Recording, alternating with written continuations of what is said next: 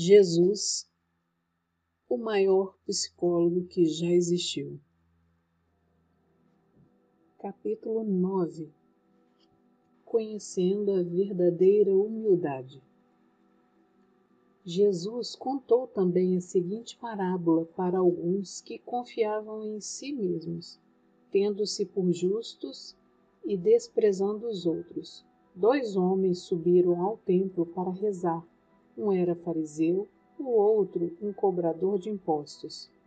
O fariseu rezava em pé, desta maneira: Ó Deus, eu te agradeço por não ser como os outros homens, que são ladrões, injustos, adúlteros, nem mesmo como este cobrador de impostos.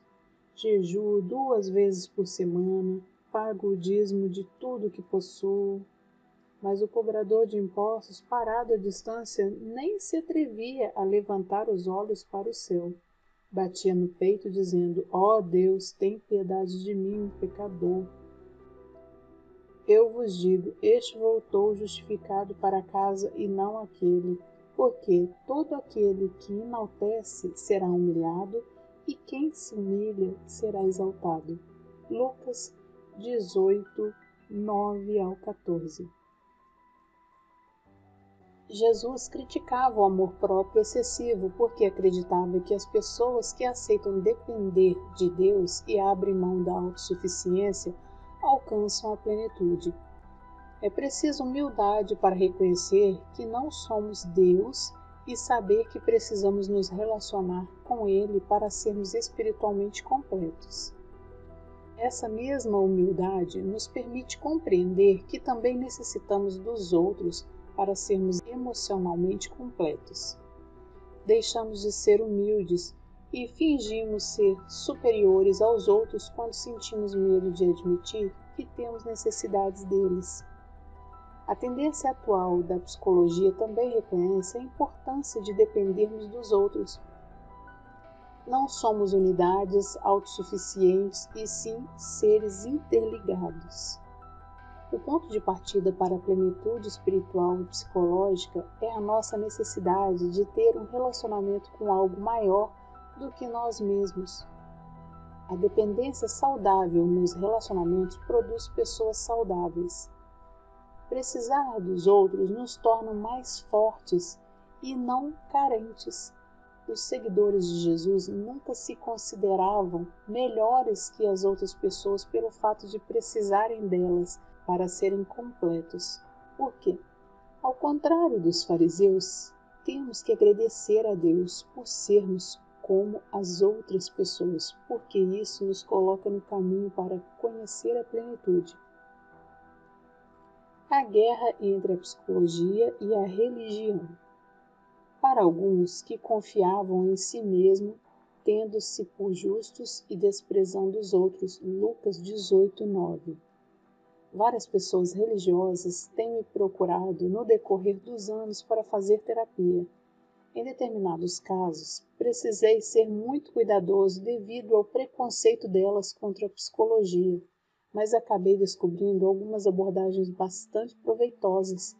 Por desejar compartilhar o que aprendera com outros profissionais, escrevi um artigo e submeti-o a uma famosa revista técnica na área da psicoterapia.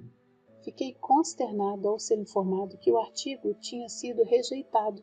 O editor da publicação incluiu na carta que me enviou os comentários da pessoa que fez a análise do meu artigo. Fiquei surpreso com o comentário, que eram concisos, hostis e extremamente pejorativos.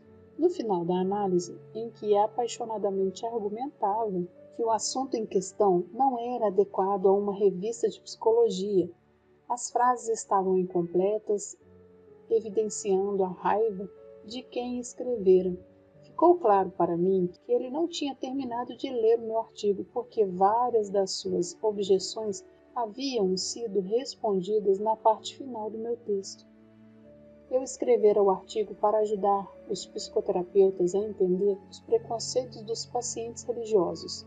No entanto, vários psicoterapeutas também estão precisando de ajuda com relação aos seus próprios preconceitos contra a religião.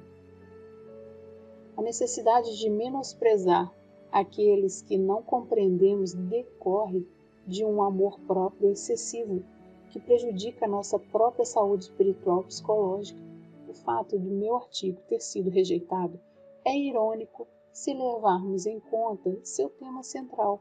Podemos ser dogmáticos com relação à religião ou à psicologia, mas ao nos considerarmos superiores aos outros e ao achar que não precisamos do que eles têm a nos oferecer, estamos causando um dano a nós mesmos.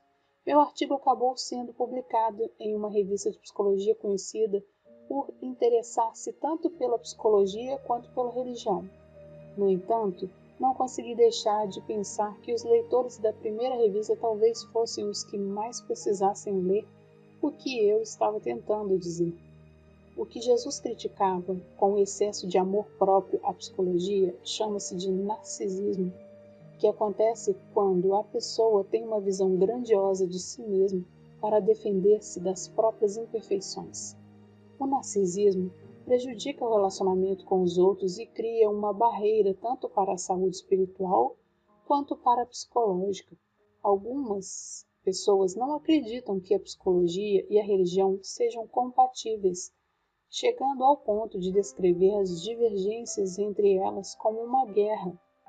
Quando a psicologia é excessivamente narcisista e não admite que a religião tenha alguma coisa a oferecer para o entendimento do comportamento humano, ela é culpada de um excesso de amor próprio.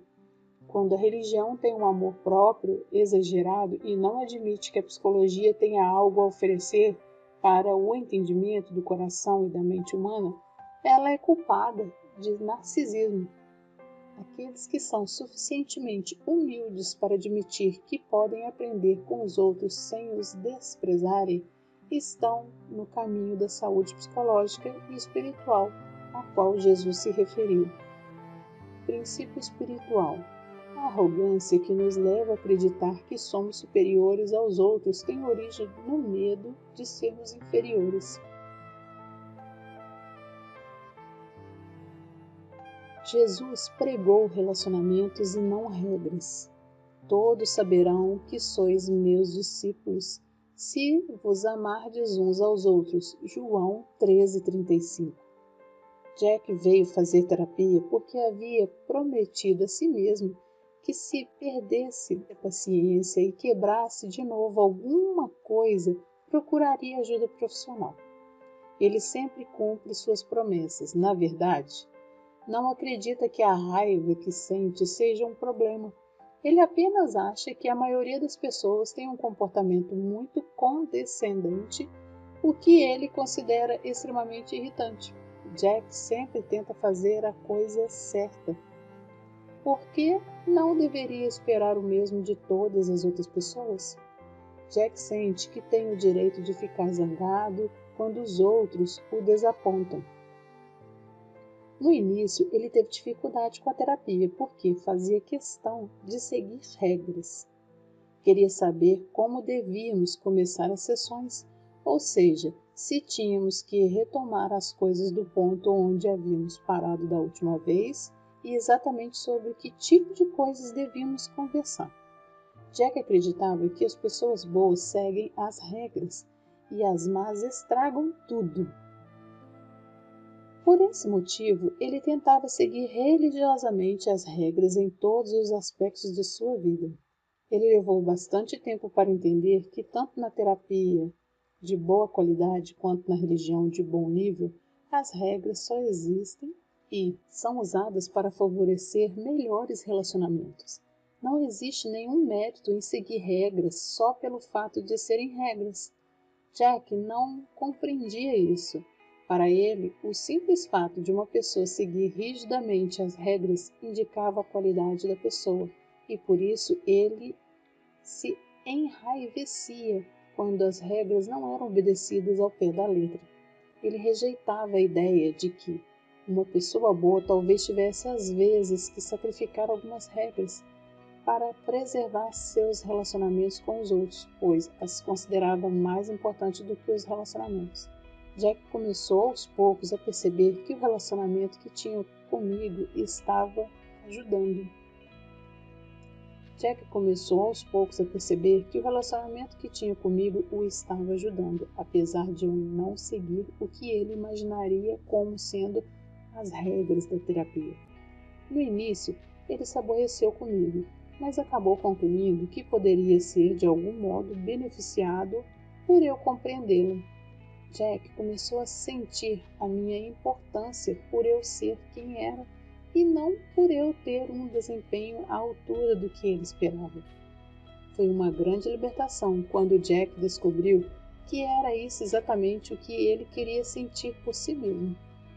Ele vinha seguindo religiosamente as regras porque tinha medo de não ser considerado uma boa pessoa. Jack está começando a acreditar que os outros poderão achar que ele tem valor por ser quem é, mesmo que o seu desempenho não corresponda às expectativas deles. Está começando a compreender a diferença entre a religião, em que acreditava, na qual as regras têm primazia, e a religião de Jesus, na qual os relacionamentos são o ponto principal. Jesus não pregou uma filosofia de vida e não deixou um conjunto de regras religiosas para serem seguidas. Ele se expressava por meio de analogias, oferecia princípios espirituais e falava sobre o amor como a marca que distinguia aqueles que o seguiam. Ele disse: "Todos saberão que sois meus discípulos e vos amardes uns aos outros", porque esta era a mais pura explicação da religião que ele pregava. A religião dele era de relacionamentos e não de regras. A psicologia está chegando à conclusão de que os seres humanos não podem existir sem um relacionamento saudável com outras pessoas. Estamos reconhecendo que os relacionamentos são a atmosfera necessária à nossa sobrevivência. As crianças que não são abraçadas não se desenvolvem bem. Parceiros amorosos têm uma vida inteira, morrem com poucos meses de diferença e a solidão é a principal causa do suicídio. A religião de Jesus era sobre amor e relacionamento, não sobre regras, porque é do amor nos relacionamentos que precisamos para sobreviver. Princípio espiritual: os relacionamentos que encerram amor são a prova da verdadeira religião.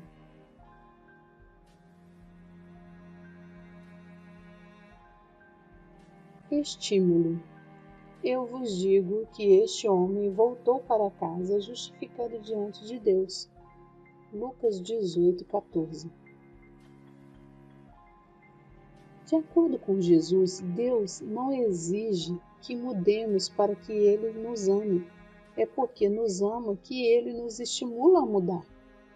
É nos momentos de paz em que ansiamos em nos tornar pessoas melhores e admitimos para nós mesmos que podemos crescer, que o sentimento de sermos amados por Deus nos estimula.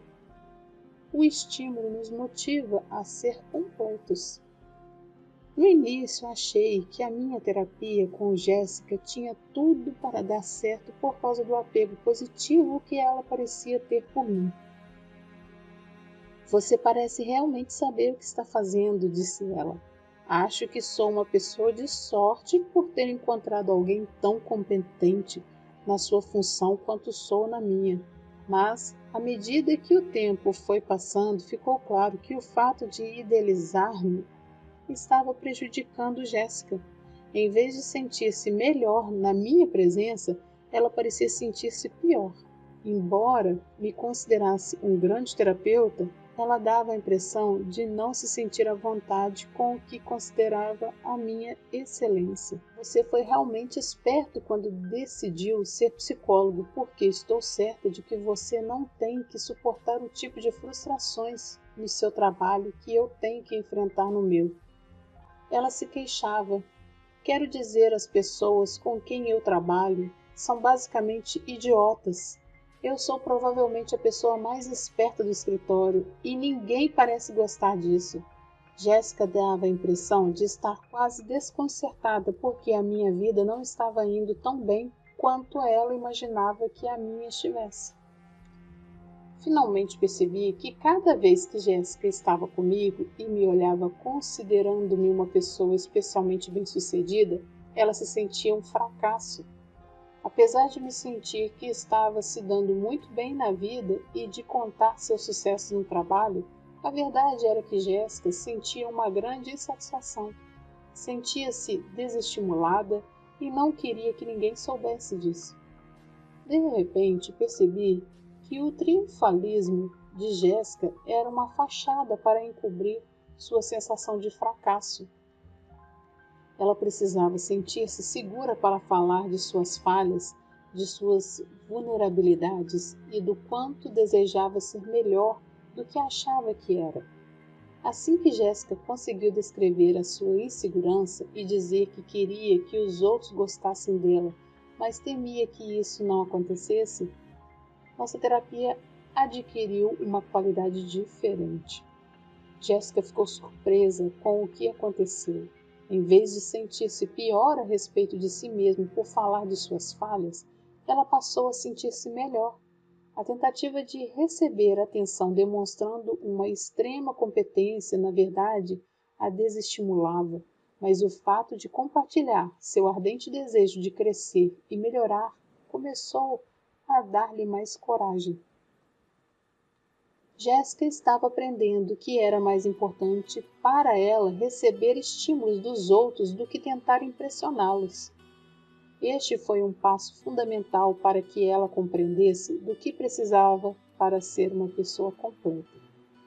Jesus ensinou que temos um Deus que está intimamente interessado em tudo a nosso respeito, não para julgar-nos por nossas más ações, e sim para desejar o nosso crescimento. Cada um de nós é importante para Deus.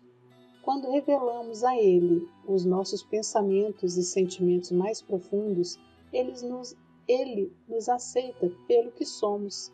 Essa é uma profunda fonte de estímulo. Jesus ensinou que temos uma necessidade essencial de crescer e que o estímulo que vem de Deus nos encoraja para nos desenvolvermos. Qualquer pessoa que tenha criado uma criança conhece essa necessidade humana fundamental, quer seja empilhando blocos ou tentando ganhar o prêmio Nobel. Precisamos que os nossos esforços tenham importância para outra pessoa. Necessitamos de estímulos para crescer. Princípio espiritual: não mude para ser amado. Cresça a partir do que você é.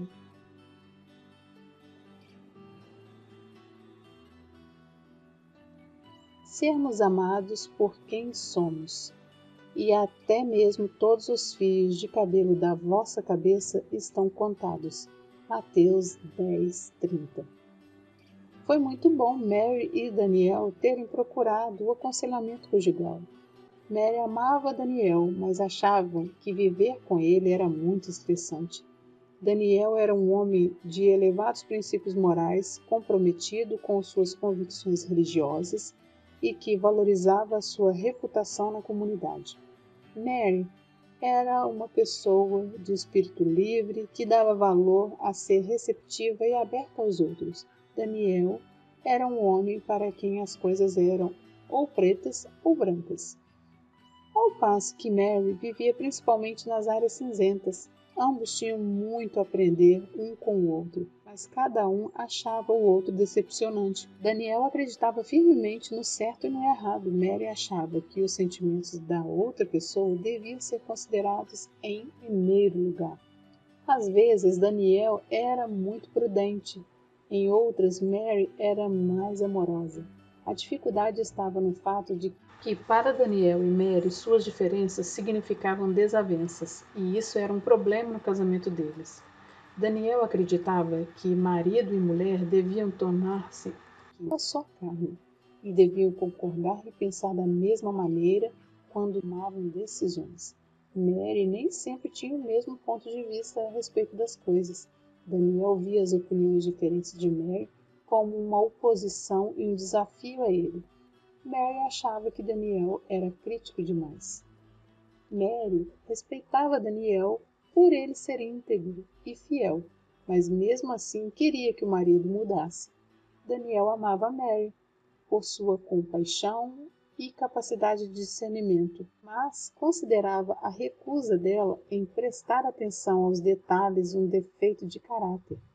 Nem Mary, nem Daniel gostavam de ter um cônjuge tão diferente de si.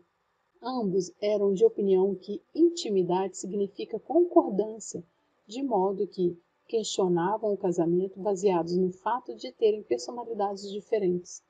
Tanto Mary quanto Daniel achavam que tinham cometido um erro ao se casar, mas nenhum dos dois sabia o que fazer a respeito do problema. Embora fosse mais difícil para Daniel, eles começaram a discutir menos quando ambos modificaram a maneira como encaravam as diferenças entre eles. Ser diferente não tinha que significar que algo estava errado. Poderia também ser um sinal de força no casamento. Daniel aprendeu por que a corda tripla não se rompe facilmente. Eclesiastes 4:12. Quando começou a perceber como as diferenças entre eles poderiam atuar juntas para tornar a união mais forte, começou a entender que um vínculo formado pelo amor era sempre mais forte do que os laços baseados na total concordância. A harmonia no casamento de Daniel e Mary melhorou assim que eles foram capazes de aplicar essa lição a si mesmos.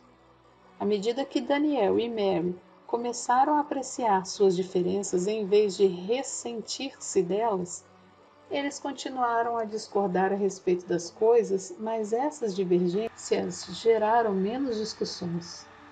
Jesus ensinou que as características de cada pessoa como indivíduo são tão importantes para Deus que este sabe o número até mesmo de todos os fios de cabelo de vossa cabeça.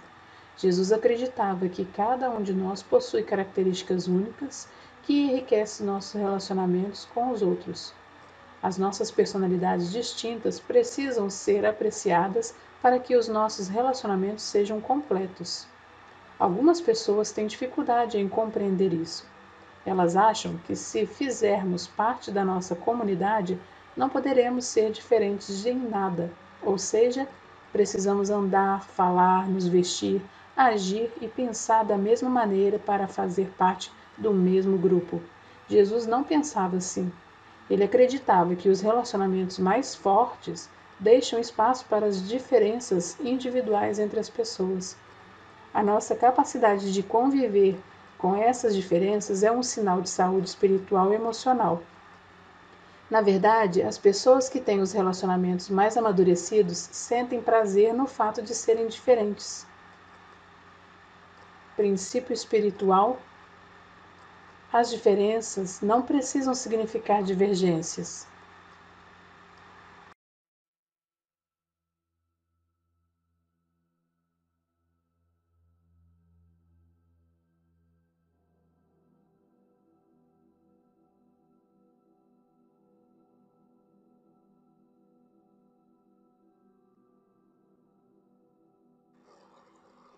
O perdão e a cura.